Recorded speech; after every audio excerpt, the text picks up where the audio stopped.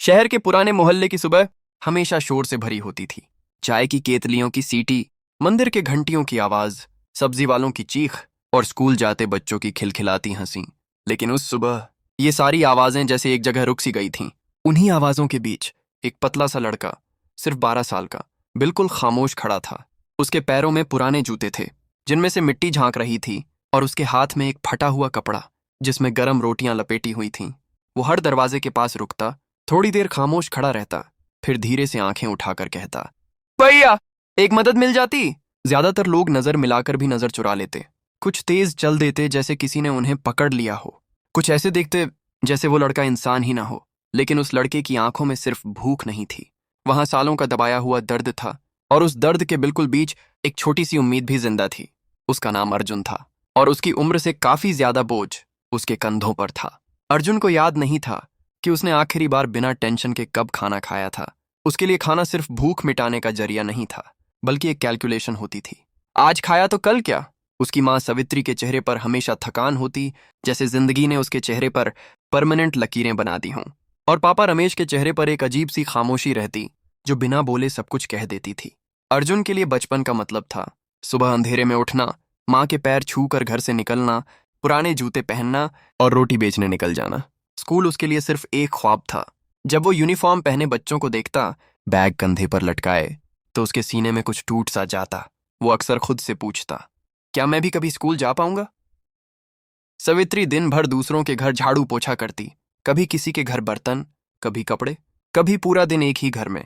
उसके हाथ खुरदरे हो चुके थे, उंगलियों के निशान मिट चुके थे, पर उसके दिल में माँ का प्यार अभी भी जिंदा था।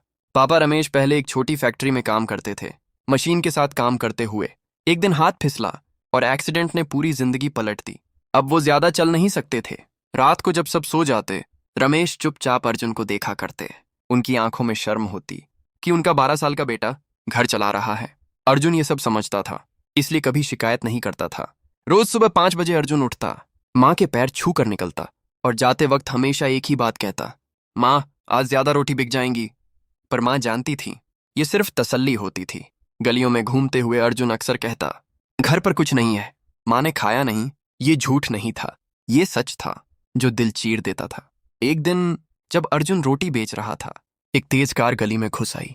लोग चीखने लगे, किसी ने नाम लिया, किसी ने हाथ आगे बढ़ाया, पर देर हो चुकी थी। अर्जुन जमीन पर गिर गया।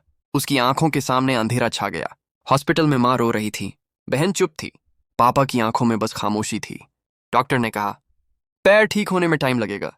उस रात सवित्री ने फैसला किया, अर्जुन को गांव भेजना होगा। की खुशबू, वही आम का पेड़, और वही दादी, शांति दादी। दादी ने अर्जुन को देखा, कुछ पूछा नहीं, सिर्फ उसके हाथ में गरम रोटी रखती और कहा, बेटा, पहले खा लो। भूखे पेट सपने नहीं देखे जाते।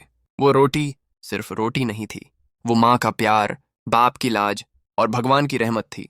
रोज सुबह दादी अर्जुन को रोटी देती, कभी घी लगाकर, कभी सिर्फ नमक के साथ, और हर बार एक ही बात कहती, पेट भरा होगा तो दिल मजबूत होगा। अर्जुन धीरे धीरे फिर से जीने लगा। गांव में अर्जुन की दोस्ती रवि से हुई। रवि स्कूल जाता था, बुक्स थी, सपने भी।